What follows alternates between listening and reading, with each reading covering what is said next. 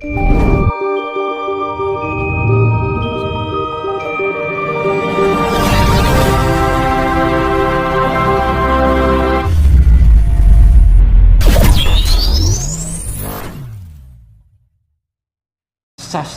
Jendro Hayuningrat Pangruwating Diyu. Sastra itu dibikin oleh leluhur kita dari tanah Jawa, nggak ada dari negeri lain. Kenapa dinamakan sastra? Karena sudah tertulis biar anak cucu itu bisa mengenal sastra yang ditimbulkan hati nurani yang paling dalam, pengetahuan yang dipengetahui oleh orang-orang leluhur kita sebagai orang Nusantara. Jendro Hayuningrat, Jendro itu sifatnya raja, ratu. Ya, namanya raja itu adalah kita menguasai, ya. Hayu, raja yang mempunyai sifat kasih. Kita menguasai diri kita di dalam kehidupan yang penuh kasih sayang. Sastra Jendro Hayuningrat itu adalah kemuliaan bumi, alam semesta kita, merajai kasih sayang untuk memuliakan bumi ini biar menjadi kehidupan yang penuh kasih sayang dan damai. Kan ngono. Pangruwating Diyu, kita merawat segala sesuatu sifat yang buruk di dalam diri kita biar kita menjadi sifat yang baik. Diyu itu adalah sifat angkara yang tertanam di dalam tubuh, pikiran, rasa, jiwa, raga karena nafsu dan ego. Bagaimana kita bisa memayu hayuning bawon. Ya mas, sorry mas. Ini untuk apa tuh namanya, treatment pribadi ya barangkali. Treatment pribadi orang yang tidak bisa mengendalikan nafsunya. Padahal kita anggap dia tuh orang yang sudah baik, orang yang sudah hafal isi kitab suci segala macam itu. Tapi ternyata kelakuannya ya seperti itu, gak bisa mengendalikan nafsunya. Lah itu caranya mengendalikan. Treatment secara pribadi aja yang paling mudah diterapkan apa mas? Konkretnya yang langsung bisa diterapkan teman-teman gitu. Satu kunci adalah ojo kagetan, ojo gumunan. Jangan kita terheran dengan sesuatu hal yang melok. Melok itu adalah sesuatu yang kelihatannya wah. Ya. Tapi kan naluri mas. Nah, pengendalian. Makanya kembali pada sifat pengendalian. Pengendalian kita harus melatihnya bagaimana? Iya Rosen ya. Nek rombong ayu kan langsung naluri gitu ya. Muncul gitu ya. Nah, karena gini, di zaman sekarang tidak diajarkan bagaimana cara mengolah diri.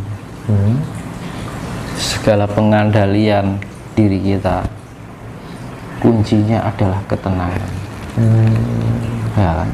Di dalam ketenangan diri kita harus bisa mengenal tentang kepasrahan. Oke gini mas.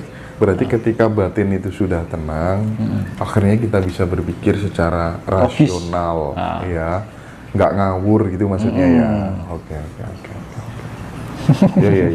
Masuk akal. Makanya kan orang dahulu, zaman sekarang hanya bisa beribadah, tapi tidak menerapkan secara implementasi dalam cipta rasa jiwa dan raga kita, biar kita bisa lebih mengenal diri kita. Tanpa mengenal diri kita, tidak akan bisa mengenal zat yang namanya Tuhan. Hai boson, zat paling lembut. Sebentar. Zat yang paling lembut, ya, di dalam diri kita adalah tubuh, fisik. Di dalam fisik kita adalah sel yang membentuk tubuh kita. Di dalam sel kita ada ion. Di dalam ion kita ada atom. Di dalam atom kita adalah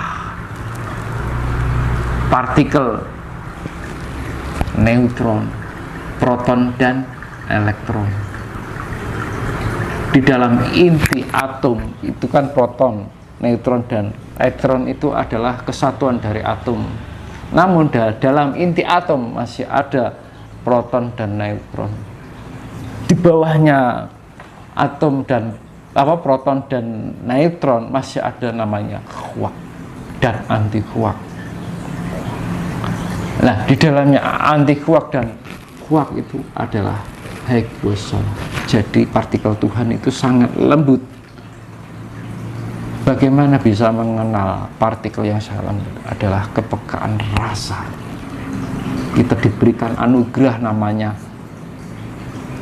panca indera, panca indera perasa lidah, Iya. penglihatan mata, peraba kulit, iya, pendengaran telinga, penciuman hidung. Manakala kita bisa mensinkronasi di dalam panca indera, kita akan menciptakan yang namanya indera keenam yang sifatnya tidak bisa diterima oleh panca indera, namun lebih bisa diterima dengan indera keenam. Indera keenam terjadi karena keselarasan ke tingkat frekuensian yang meningkat di dalam panca indera kita. Nah, indera keenam itu sifatnya horizontal. Indera keenam sifatnya horizontal. Namun indera ketujuh adalah vertikal, menuju angkasa yang lepas dari lingkaran bumi, lepas dari ozon O3. Ozon kan O3 secara ilmiahnya.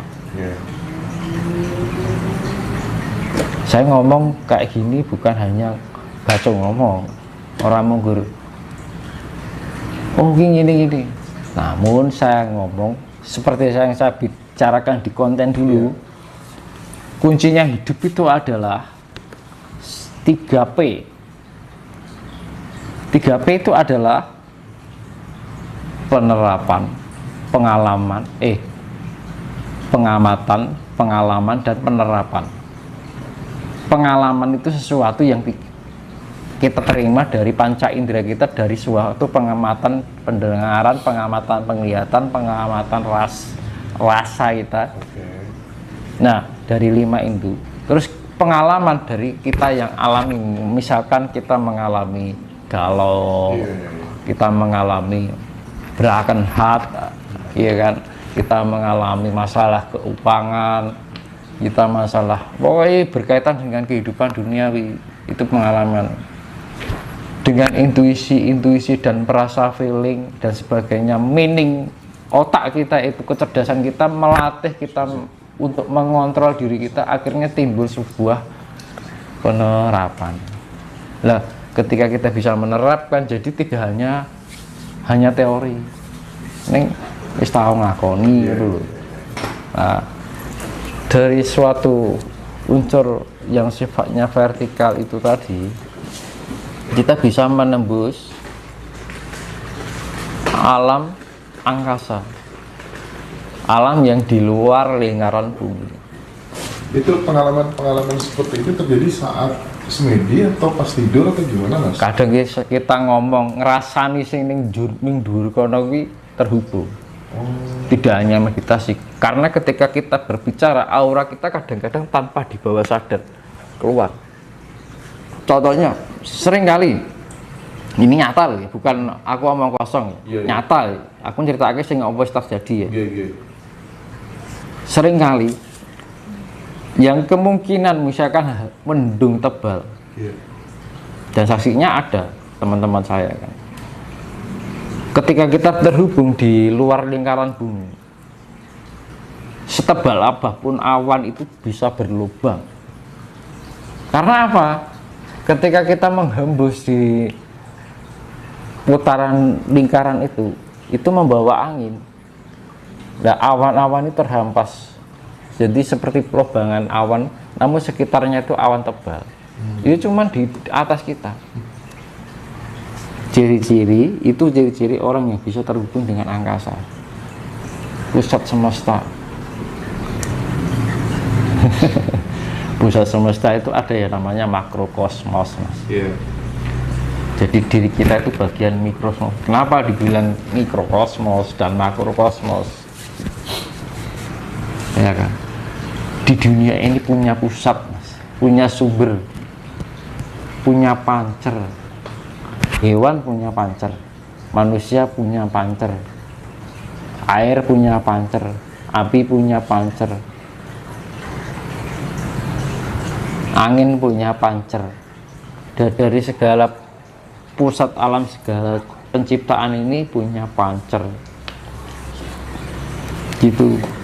Itu yang namanya makrokosmos. Kita harus menselaraskan. Contohnya gini, ini radio, jangan ngelok ke radio bengi karo awan harus ini. Malam. Ketika habis hujan lebih bersih mana? Habis hujan kan? Itu frekuensinya itu sangat luar biasa. Makanya saya menyarankan aduso bengi. Ngono lho. Itu frekuensinya ngelok ke radio mesti bersih bengi dari apa aneh baru hujan. Habis hujan. Kalau saya mau gini, Mas. Ini pengalaman pribadi kali kan kita kan punya ya. Pengalaman orang kan beda-beda ya, Mas. Iya. Nggak tahu saya tiba-tiba kok meyakini ya. Ketika ada hujan deras banget itu, Mas, dari dulu, Mas. Saya langsung pejamkan mata, berdoa. Dan saya nggak tahu, yakin banget doa itu nggak mungkin tertolak di saat momen itu, dan itu berulang-ulang terjadi terus. Kenapa? Itu kepekatan energi semesta itu di saat malam hari itu sangat luar biasa. Makanya disarankan orang setiap jam 12 malam meditasi, mandi, itu meningkatkan ion-ion positif. Karena ion-ion positif itu untuk melepaskan karma. Tahu nggak karma? Karma itu dalam bahasa Hindu itu adalah karuna. Karuna artinya apa? Belas kasih Tuhan yang tidak bahagia. Saya ulangi. Karuna itu adalah belas kasihan Tuhan yang tidak bahagia. Ini. Kita merasa kasihan ya ketika ada bencana di Semeru misalkan. Banyak orang yang tidak berdosa harus kena imbasnya. Itu namanya, itu bagian dari belas kasih Tuhan. Namun tidak bahagia. Karuna tidak jauh beda dengan corona. Corona diwalik apa, Mas? Naroko. Naroko. Nah itu sebuah simbolis. Sebenarnya alam itu sudah memberikan simbolis-simbolis. Kadang-kadang manusianya tidak bisa menggunakan intuisinya untuk lebih peka. Kurang respect ya, Mas. Kenapa harus begitu? Karena kurang ada pendekatan dengan alam. Karena faktor apa? Globalisasi. Dampaknya globalisasi apa? Krisis identitas diri. Tanpa sadar kita tidak mengenal diri kita sendiri. Contohnya gini. Sekarang KTP dengan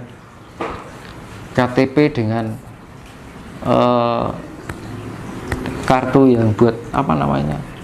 Vaksin. Ya, sertifikat vaksin ya. Kita masuk mall, yang ditanyakan apa? Sertifikat vaksin. Nggak KTP-nya tuh. Bukan. Itu simbolis, Mas. Iya, kenapa? Sanepan. Sanepan apa tuh, Mas? Sanepan orang lebih mengutamakan dampak daripada identitas diri. Iya ya, Mas ya. Logis. Itu loh yang namanya sanepan, Mas. Siap. Sanepan alam. Dan kita harus peka dengan intuisi kita. Ngopo dadak ngono loh. Jadi sekarang gitu, makanya dibilang imperialisme berdampak dengan kapitalisme. Iya, kapitalisme itu suatu sifat yang bagaimana orang bisa mencari keuntungan yang semaksimal mungkin biar hidupnya menemukan kedamaian, kebahagiaan secara materi. Entah dengan berbagai macam cara, terserah. Terus hedonisme, suatu cara bagaimana seorang itu biar lepas dari penderitaan batin. Karena kalau kita kondisi di dalam kerendahan hidup itu mesti dianiaya, disepelekan orang. Karena sekarang orang yang dipandang adalah kekayaan materi. Coba jenengan di saat kaya atau miskin, dari jalannya aja sudah beda, dari cara bicaranya sudah bisa beda. Ya, itu fakta. Kan? Iya bener. Ngomong wes beda, lakune ndangak. Maune ora duwe dadi duwe. Itu fakta. Pertama adalah imperialisme. Imperialisme adalah bagaimana suatu kekuasaan biar bisa menguasai kekuasaan yang lain. Iya. Contohnya apa adalah yang namanya perbankan. Perbankan itu adalah apa, Mas? Bagian dari imperialisme. Ribaisasi. Riba. Mau nggak mau semua orang akan melakukan itu. Terus apa salahnya itu riba itu? Saya minta maaf ya sebelumnya. Dan saya ucapkan saya minta maaf sebelumnya. Jangan pernah dengar syariah. Pernah. Seharusnya dikaitkan dengan rohanian. Namun sekarang berkaitan dengan perbankan. Oh dodo, Mas. Itu adalah perbankan, itu adalah sistem dunia yang awalnya berasal dari imperialisme. Sesuatu kekuasaan untuk menguasai kekuasaan yang lain. Contohnya Eropa dan Amerika. Kolateral Bank Dunia, Ya, kolateral. yang menjadi pondasi kolateral Bank Dunia itu adalah kira-kira 50% dari harta Indonesia yang disebut harta Soekarno, dan harta yang dilarikan ke luar Nusantara itu sebagian kecil dari harta Nusantara yang sesungguhnya. Kenapa? Setelah Soekarno datang, Jepang lari. 1963 menjadikan suatu perjanjian menyatakan bahwa amanah Nusantara beredar di yang namanya kolateral dunia. Tanpa itu semua Eropa dan Amerika miskin tanpa Nusantara. Berarti mereka hidup dihidupi kita dong sebenarnya. Nah,